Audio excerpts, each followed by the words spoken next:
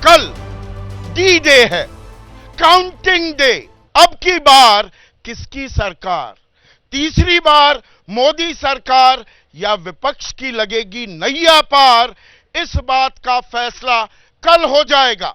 आज दिन भर राजनीतिक हलचल तेज होती रही, मुलाकातों का दौर चल रहा था। नीतीश कुमार प्रधानमंत्री नरेंद्र मोदी से मिले, अमित शाह से भी मिलने वाले हैं।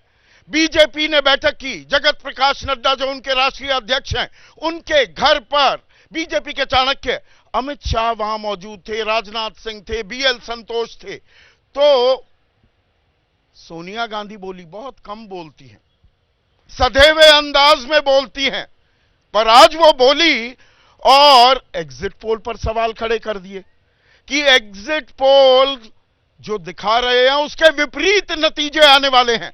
उधर बीजेपी जश्न की तैयारियों में भी लगी है। मैंने मनेर के लड्डू का जिक्र किया था अपने एक शो में, पर महाराष्ट्र में जहां से ज्यादा अच्छी खबर नहीं आ रही है एनडीए के लिए, कुछ नुकसान, कुछ क्या काफी बड़ा नुकसान होता दिखाई दे रहा है। वहां पर 10,000 लड्डू तैयार हो गए हैं। अब लड्डू किसके मन में फूट रहा है और खाएगा कौन, इसका जवाब तो कल मिल जाएगा। लेकिन इस सब के बीच मैं एक बहुत ही अहम सवाल, आज ताल जो ठोकी जा रही है, एग्जिट पोल ने क्या कहा, कौन सी पार्टी कितना दावा कर रही है, कोई 400 पार, कोई 295, उसकी तफसील में नहीं जाने वाला हूं, पर मैं चुनाव की ही बात करूंगा। जनता जनार्दन, आपको, आम जनता को कहा जाता है कि आप भगवान हैं, because democracy is of the people, for the people, by the people. जनता ही तय करती है। और ऐसे में जहां आप बटन दबा रहे हैं वहीं आपका वोट अगर नहीं जाता है तो यह विश्वासघात है, यह भरोसा तोड़ने वाली बात हो जाती है। और यह बात मैं क्यों कह रहा हूं? क्योंकि विपक्ष की तरफ से अब वो खीज है, टीस है, या कुछ उनके पास पुख्ता सबूत हैं। चुनाव आयोग पूरी चुनावी प्रक्रिया के दौरान सवालों के घेरे में रहा कि जी पहले चरण के वोटर टर्नआउट के फिगर्स 11 दिन बाद क्यों दिए, दूसरे चरण के जो फिगर्स थे वो 4 दिन क्यों लग गए। सुप्रीम कोर्ट तक मामला गया, खैर सुप्रीम कोर्ट ने वो याचिका खारिज कर दी, पर 48 घंटे में छठे दौर के आंकड़े वोटर टर्नआउट के सामने आ गए। ये सवाल पूछे जा रहे थे।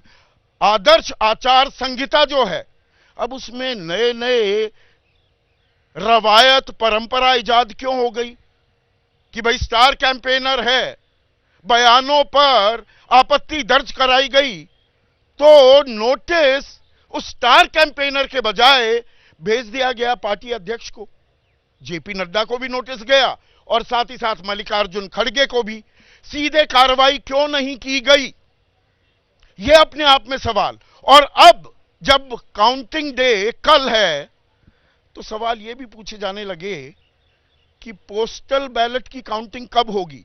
इसके अंदर एक पेच है दर्शकों, 1961 के कंडक्ट ऑफ इलेक्शन रूल्स है और 2019 तक इन नियमों के आधार पर पोस्टल बैलेट की पहले गिनती होती थी, उसके बाद बाकी काउंटिंग शुरू होती थी। लेकिन समानांतर धारा भी चल पड़ी। कानून है, स्टैट्यूटरी एक प्रोविजन है, यानी कि कानून बदलने के लिए एक और कानून लाने की जरूरत है, लेकिन एक दिशा निर्देश चिट्ठी के जरिए जारी हो गया कि सब साथ चल सकता है। इस पर विपक्ष ने कुछ सवाल उठाए।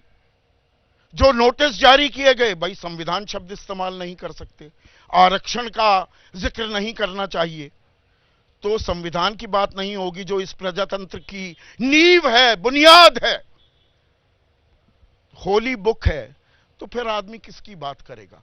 तो सवाल बहुत थे और ये कहीं ना कहीं फिर ईवीएम से भी जुड़ गए कि एग्जिट पोल ने बड़ी कन्वीनियंट अरेंजमेंट कर दी है, अब ईवीएम में कुछ खेल हो जाएगा। इन सब आरोपों के बीच एक दिलचस्प बात यह थी कि चुनाव आयोग चुप्पी साधे बैठा था, मौन व्रत धारण किया हुआ था। 16 मार्च को जब चुनावों की घोषणा हुई तब तीनों चुनाव आयुक्त, जिसमें मुख्य चुनाव आयुक्त राजीव कुमार भी शामिल थे, उन्होंने एक प्रेस कॉन्फ्रेंस की थी।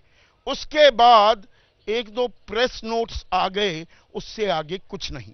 लेकिन आज चुनाव आयोग ने बाकायदा तफसील से एक प्रेस कॉन्फ्रेंस की और इन तमाम सवालों के जवाब दिए कि डेटा में देरी हो जाती है, दूर दराज के इलाके होते हैं, काउंटिंग में थोड़ी दिक्कत होती है, टैबुलेशन में यह दिक्कत होती है, डेटा अवेलेबल होता है हर जिला स्तर पर और वो जानकारी पार्टियों के पास भी होती है। डेटा में एक नंबर की भी गड़बड़ी नहीं की गई है, यह चुनाव आयोग ने कहा। साथ ही साथ चुनाव आयोग ने यह भी कहा और यह साफ किया कि इस दफा कल 4 जून को मंगल का दिन, बड़ा मंगल, किसका मंगल होगा यह तो पता लग जाएगा, पहले पोस्टल बैलेट की काउंटिंग होगी और उसके आधे घंटे बाद, उसमें आधा घंटा लगेगा, कई जगह उससे भी ज्यादा वक्त लग सकता है, तब ईवीएम की काउंटिंग शुरू होगी। और दरियादिली दिखाई मुख्य विपक्षी दल कांग्रेस ने भी, यह कहते हुए कि हम आभारी हैं चुनाव आयोग के कि जो हमारी शंकाएं थी, जो शको शुबा थे, जो वहम था, वो दूर हो गया है। वैसे वहम मैंने जानबूझकर शब्द इस्तेमाल किया।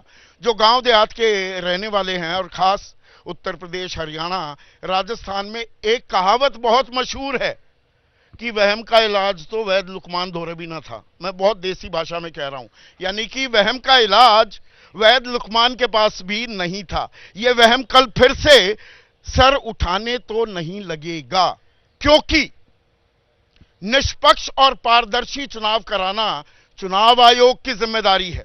वो जज की भूमिका में हो जाता है चुनाव के दौरान, और देश का लोकतंत्र स्वस्थ हो और मजबूत हो, उसका तकाजा भी ये है कि चुनाव आयोग सिर्फ पारदर्शी और निष्पक्ष नहीं होना चाहिए, होता हुआ दिखना भी चाहिए।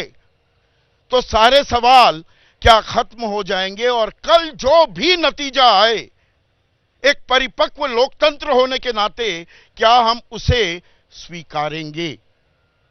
ऐसे में आज का सीधा सवाल, एग्जिट पोल पर डाउट जो आप कर रहे थे, अब ईवीएम ने डाउट क्लियर कर दिए हैं क्या?